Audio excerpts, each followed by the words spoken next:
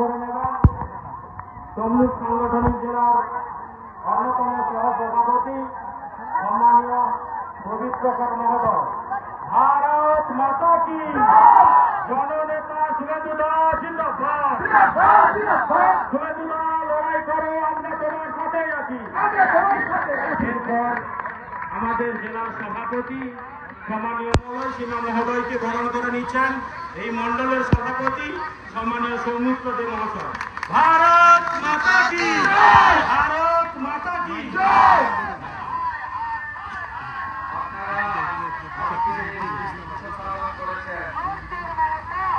যেভাবে সম্পূর্ণ ঢুকে গেছে, আমি আপনাদেরকে কৃতজ্ঞতা জানাই। কোনো ভাষা নেই কৃতজ্ঞতা জানানোর।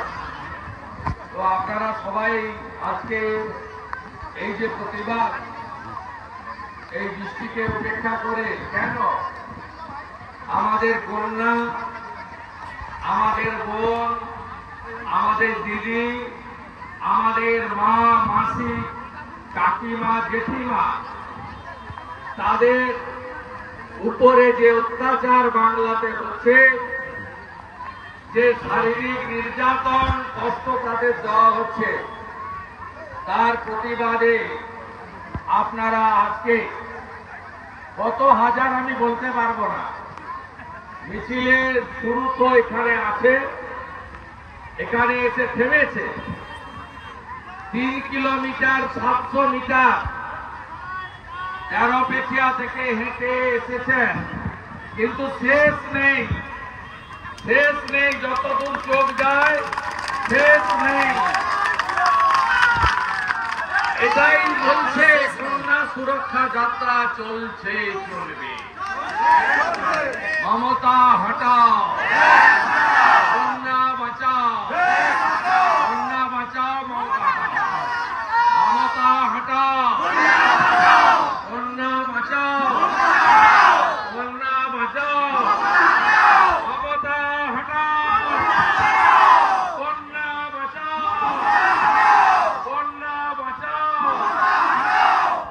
সমবেত সকলকে ধন্যবাদ দিই। এখানে আমাদের বলার মতো অনেকে ছিল।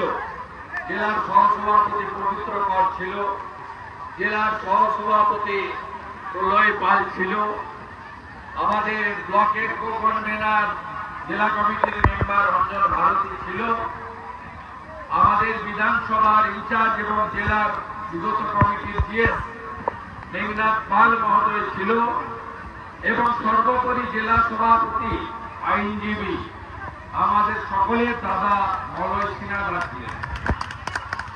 এরা আমরা সবাই বললাম যে না, অনেক ভিজেছে, বলা তো যাবেই। আমাদের আগামী 8 মাস তো আমরা একে তাড়াবো, শুধু নন্দীগ্রাম থেকে তাড়ালে হবে না, রাজ্য থেকে তাড়াতে হবে, রাজ্য থেকে তাড়াতে হবে। আপনারা তো 4 বার তাড়িয়ে দিলেন। 21-এ 1956 ভোটে তাড়িয়েছেন, 23-এ 17টা পঞ্চায়েতের 11টা জিতিয়ে, 2টো ব্লক জিতিয়ে 23-এ একবার তাড়িয়েছেন, আবার তাড়িয়েছেন 24-এ এমপিকে 8200 ভোটে লিড দিয়ে। আবার সমবায় যে ভোট হলো, 21টা সমবায় 2টো ব্লকে, তার মধ্যে 16টাতে ভোটে লড়ে আমরা জিতেছি, আর 2টোতে ওরা নমিনেশন করেনি, পালিয়ে গেছে। 18টায় 21-এর মধ্যে 18টা সমবায়, এবং সেখানে কেন্দ্রীয় বাহিনী ছিল না, মমতার পুলিশ ছিল। তারপরেও আপনারা লড়ে জিতেছেন। এমনকি তমলুক এআরটিবি ব্যাংকে নন্দীগ্রাম 1 এবং 2 দুটো জায়গা থেকে আপনারা তাড়িয়েছেন। কাঞ্চননগরে নিয়ে গেছিল ওদের লোক বেশি বলে, সেখানে বোম মেরেছে, ভোটাররা পালায়নি। ভেকুটিয়া হরিপুরের ভোটার, নন্দীগ্রামের ভোটার, সোনাপুরা কালীচরণপুরের ভোটার, কেউ পালায়নি, ভোট দিয়ে হারিয়ে তারপরে গেছে। এটাই হলো নন্দীগ্রাম। কালকে দেখলেন না, এর আগে মহেশতলায় তুলসী মঞ্চে হাত দিয়েছিল, সেখানে মমতার পুলিশের সামনে। আর কালকে এখানে তুলসী মঞ্চে হাত দিয়েছিল আসাদতলায়। আপনারা কিভাবে রোগড়েছেন কাল, কাল রোগড়েছেন কেমন আমি দেখেছি। আলো বন্ধ করে, মাইক বন্ধ করে, বাজনার আওয়াজ বন্ধ করে, অস্ত্রগুলোকে পকেটে ঢুকিয়ে পুলিশ বাবা পার করেগা। আপনারা দেখান শক্তি, এই শক্তি বাংলায় ছড়িয়ে দিতে হবে এবং এদের তাড়াতে হবে। আমি যখন মুসলিম অধ্যুষিত এলাকা দিয়ে গেলাম আমরা আজকে, ওখানে 800 ভোটের মধ্যে 790টা ভোট মমতা ব্যানার্জি পেয়েছিল, আর 8টা ভোট মীনাক্ষী, 2টা ভোট শুভেন্দু অধিকারী। এটা জানি আমরা, লোকসভাতেও তাই করেছি। আজকে দেখলাম দাঁড়িয়ে আছে সবাই লাইন দিয়ে, আমি নমস্কার করলাম, আমার সৌজন্য জানি। আমি বললাম এই মিছিল আরজি করের অভয়ের জন্য যেমন কসবা গার্লস কলেজের আমাদের বোন ছাত্রীর জন্য তেমন, তেমনি আপনাদের বোমায় উড়ে যাওয়া তামান্নার জন্য তেমন। আমি ওদের বলে গেলাম, কেউ সুরক্ষিত নেই এই বাংলায়। মমতা ব্যানার্জিকে না সরালে কোন মাতৃশক্তি, নারী শক্তি, আমাদের কন্যা, আমাদের বেটি, আমাদের লক্ষ্মী, আমাদের সরস্বতী কেউ সুরক্ষিত নয়। তাই আমাদেরকে লড়াই চালিয়ে যেতে হবে। প্রচুর ভিজে ভিজে এসেছেন, বাড়িতে গিয়ে ভেজা জামা কাপড় পরিবর্তন করবেন। কারণ আমি শুধু এমএলএ নই, আমি আপনাদের আত্মীয়। আপনারা আমাকে কুটুম বলেন। আমার লক্ষ্য থাকবে যাতে কাউকে প্যারাসিটামল খেতে না হয়। তাড়াতাড়ি বাড়ি চলে যান, ভেজা জামা কাপড় ছেড়ে শুকনো জামা কাপড় পরে নেবেন। পারলে একটু ঠান্ডা জলে অল্প গরম জল মিশিয়ে স্নান করে নেবেন, আর একদম কিচ্ছু লাগবে না, নিশ্চিন্তে। আর এই ভিজে জামা কাপড় দিয়ে আর কোথাও বসবেন না। টোটো টোটো কি আছে নিয়ে চলে যাবেন, মারা আগে চলে যাবেন। আমি আছি আপনাদের সঙ্গে, আমি আছি আপনাদের সঙ্গে। লড়াই হবে। আপনারা হারিয়েছেন মমতাকে, আর বাংলা আগামী বছর মমতা ব্যানার্জিকে প্রাক্তন করবে। What Nundigram thinks 22-21, rest of the Bengal will decide 2026. তার মানে 2021-এ নন্দীগ্রাম যা দেখিয়েছে 26-এ বাংলা তা দেখাবে। তাই তো মমতা হটাও, কন্যা বাঁচাও, কন্যা বাঁচাও, কন্যা বাঁচাও, মমতা হটাও। আর বললাম ধর্ম উৎসব পালন করুন। কালকে সাত্তারের বেটা রেয়া পড়াতে চুলকেছে, এসব চুলকানি করবেন না। চুলকালে অবস্থা খারাপ হবে। এখানে পেয়ারা গাছ কেটেছেন, আমাদের লোকরা কিছু বলেনি। আমাদের লোক মানে হিন্দুরা, অত ভাবের ঘরে বসে চুরি আমি করি। আমাকে হিন্দুরা মেনে করেছে, জিততে পারতাম নাকি? 1,10,000-এর মধ্যে 1,09,600 হিন্দুর ভোট পেয়েছে। আমি যে অন্যদের ভোট চাই না তা নয়, পাই না, এটা কঠিন বাস্তব, কঠিন বাস্তব। এখন চাপে আছে, তাই হাত নাড়লো। 21 সালে আমাকে ঢুকতে দেয়নি এই বুথগুলো। 23-এর পঞ্চায়েত ভোটে রামচক থেকে মিছিল করে, যখন মিটিং করে বেরিয়েছি, কালো পতাকা নিয়ে, ঝাঁটা নিয়ে দেখিয়েছি। ভেটুরিয়াতে শক্তি প্রমুখের বাচ্চার অন্নপ্রাশনে গেছি, ঝাঁটা জুতো ছুড়েছে। আমি চিনি না, সব মুখ চিনে রেখেছি, সব মুখ চিনে রেখেছি। দেবব্রত মাইতির খনিজের যা অবস্থা হয়েছে, রফিবালা বাড়ির খনিজেরও অবস্থা তাই হবে। মামনি জানার উপরে বোম যারা ছুড়েছ কাঞ্চননগরে, তারাও পার পাবে না। আমার নাম শুভেন্দু অধিকারী। যা বলি ভেবে বলি, আর যা বলি তা করে দেখাই। ভালো থাকবেন। আমি এখানকার মন্ডল প্রেসিডেন্ট সৌমিত্র পাশের মন্ডলের প্রেসিডেন্ট ধনঞ্জয়, তার পাশে আমাদের সুদীপ, এরা অর্গানাইজ করেছে। 5টা মন্ডল আছে, আমরা মূলত 2টো মন্ডল, একটা মন্ডল পাঠ নিয়ে করেছি, তাদের ধন্যবাদ। সুনীলদা আমাদের আছেন, রাজ্যের ওবিসি মোর্চার নেতা, তাকে শ্রদ্ধা। আমাদের মধুভাই আছেন, তরুণ থেকে এসেছেন পার্টি জেলা নেতৃত্ব। গৌতম ভাই আছেন, আগের মন্ডল প্রেসিডেন্ট, লড়াকু নেতা। রাজীব জৈন আছেন, কোলাঘাট জৈন মন্দিরের সভাপতি। এবং আমাদের মাইনরিটি মোর্চা, মাইনরিটি মানে শুধু মুসলমান নয়, শিখ আছে, জৈন আছে, বুদ্ধিস্ট আছে, খ্রিস্টান আছে, পার্সি আছে। উনি জৈন সমাজের, ওনার মন্দিরে আমি যাই মহাবীরকে প্রণাম করতে, আরতি করতে। উনি এসেছেন, চন্দন মন্ডল এসেছেন, আমাদের জেলা নেতৃত্ব। আর সকলের নাম করে বলেছি। সবাই ভালো থাকবেন। আমাদের পঞ্চায়েত সমিতির সভাপতি, সহ সভানেত্রী পুরোটা হেঁটেছেন, প্রধান হেঁটেছেন, সব বোন আমাদের, সব মহিলারা হেঁটেছেন, আপনারা সবাই হেঁটেছেন। না জাগিলে ললনা, এই বিশ্ব জাগে না। আমার মা, বোন, দিদি, বয়সে ছোট হন আর বড় হন, মাতৃশক্তি হিসাবে আপনাদের আমি প্রণাম জানিয়ে আমাদের কর্মসূচির কাজ এখানে সমাপ্ত ঘোষণা করলাম। সবাই বাড়ি যাবেন, আমার নজর থাকবে, সুস্থ থাকবেন, ভালো থাকবেন। অনেক বড় লড়াই সামনে, বড় লড়াই। আমাদের খোকন ভাই সংখ্যালঘু মোর্চার নেতা, আমি অনেকদিন দেখতে পাইনি, জিজ্ঞেস করছিলাম কোথায় গেল, সূর্যান্তি তোমাকে নিয়ে নিল নাকি? বলছে না না না, যে দুটো ফেলেছে ও বলছে আমি তুলবো না, আমার শরীর খারাপ ছিল। আব্বাসকে তো বহু এসে মামলা করেছে, আমরা সাপোর্ট দিয়েছি। আবির আছে, আমাদের সঙ্গে থাকে। সবাইকে ধন্যবাদ, ভালো থাকবেন।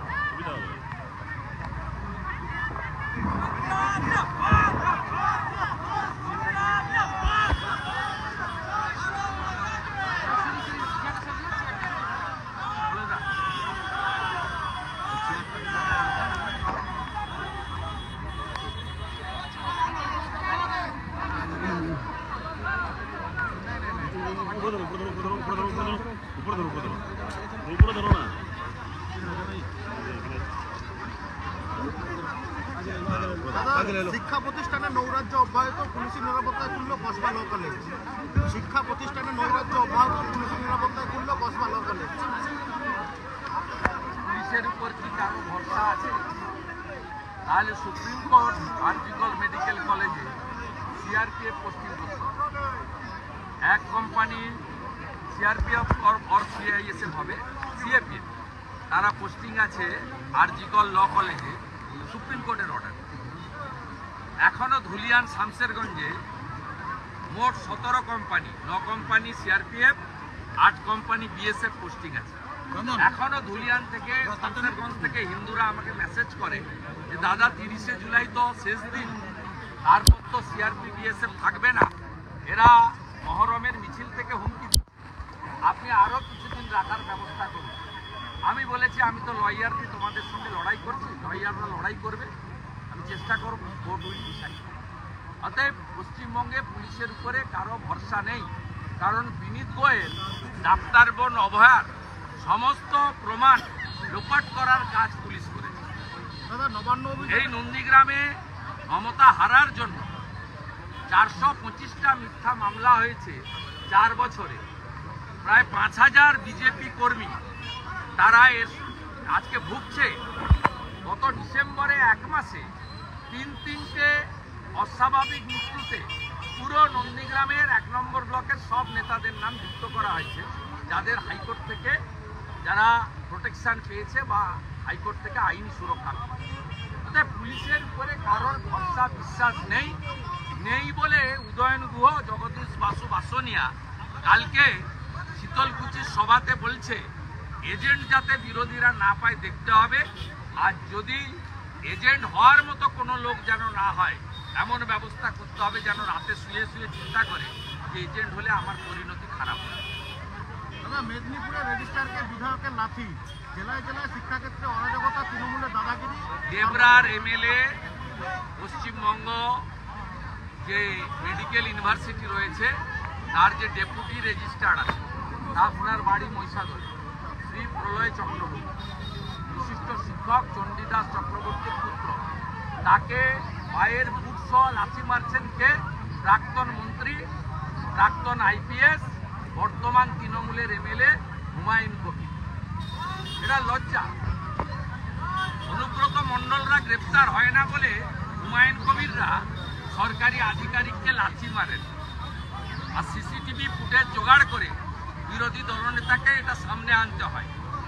যে কাজটা মিডিয়ার করা উচিত, হেলথ ডিপার্টমেন্টের করা উচিত।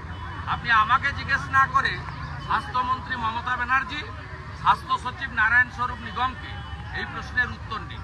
দাদা, এসএসসি বলেছিল যে অযোগ্যদের টাকা ফেরত দিতে হবে, কিন্তু সেই প্রক্রিয়া তো এখনো শুরুই করা গেল না। না, করবে না, কারণ তৃণমূল নেতাদের আত্মীয়রা চাকরি পেয়েছে আর টাকার বিনিময়ে চাকরি পেয়েছে। 2022 সালে মাননীয় অভিজিৎ গাঙ্গুলির অর্ডার যদি মানা হতো তাহলে 26,000-এর চাকরি যেত না। তিনি 7,000 অযোগ্য চিহ্নিত করে দিয়েছিলেন। টিচারদের মধ্যেও যোগ্য আছে, অযোগ্য আছে, অযোগ্যর সংখ্যা কম। নন টিচিংয়ের মধ্যেও যে 4,000, 2,400 আছে যোগ্য, আমরা জানি 1,600 অযোগ্য। কিন্তু আজকে পুরো 26,000-কে পথে বসালো মমতা ব্যানার্জি। সেদিন 22 সালে যদি অভিজিৎ গাঙ্গুলির জাজমেন্ট মেনে নিত তাহলে আজকে 19,000 যোগ্য শিক্ষক শিক্ষাকর্মী, যাদের পরিবার তৈরি হয়েছে, স্ত্রী আছে, বাচ্চা আছে, বৃদ্ধ বাবা মা আছে, তারা 10 বছর শিক্ষকতার পরেও তাদের গায়ে চুয়ারের স্ট্যাম্প লাগলো। এর থেকে বড় অপমান শুধু অর্থনৈতিক অপমান নয়, সামাজিক অপমান আর কিছু হতে পারে না। এর জন্য একমাত্র দায়ী মমতা বন্দ্যোপাধ্যায়, কারণ আমি উনার সাথে 4 বছর মন্ত্রী ছিলাম। আমি জানি যে বাকি সব ল্যাম্পপোস্ট। আমি মেদিনীপুরের ছেলে, বীরেন শাসমলকে দাঁড় করিয়ে পড়ানো হয়েছিল, মাথা নত করতে জানে না, তাই আমি উনার ল্যাম্পপোস্ট হতে রাজি হইনি। আমি বলেছি রাখুন তোমার মন্ত্রিত্ব, চললাম মাঠে।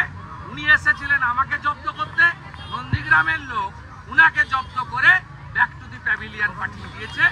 আর 2026 ভবানীপুরে ওনাকে হারাবো। যদি মেটিয়াবুরি যে পালিয়ে যায় হারাতে পারবো না, 75% মুসলিম ভোট আছে। আর ভবানীপুরে যদি উনি থাকেন ওনাকে আমি হারাবো। হেরেছে।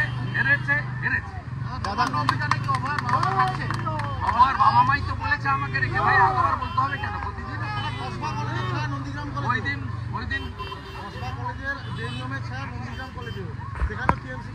এই তো গুন্ডাদের হাতে, কমপ্লিটলি গুন্ডাদের হাতে। এবং যে মুসলিম ছেলেগুলোকে এরা গুন্ডা বানিয়েছে, চাকরি তো কারো করে দেয়নি, গুন্ডা বানিয়েছে, তাদেরকে দিয়ে এই কাজগুলো করে। এবং এরা কালকে মহরমে যে তাণ্ডব করেছে ভাবতে পারবেন না। নন্দীগ্রাম বাস স্ট্যান্ডে করেছে, এখানে আসাদতলায় তুলসী গাছ ভেঙেছে, পেয়ারা গাছ যখন কাটে কেউ বাধা দেয়নি। তুলসী গাছে যখন হাত দিয়েছে, এখানে সবার গলায়, এই এলাকায় বয়াল 1-2 সহ এখানে অধিকাংশ লোকের গলায় তুলসী আছে।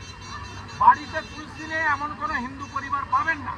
তুলসীতে হাত দেওয়ার পরে যা শিক্ষা দেওয়ার গতকাল দিয়েছে, এটা বাংলাকে করতে হবে। মাইক বন্ধ করে, ঢোল বন্ধ করে, আলো অফ করে, পুলিশকে নিয়ে পার করতে হয়েছে মাথা নিচু করে, অন্ধকার করে, 2-4 জন করে।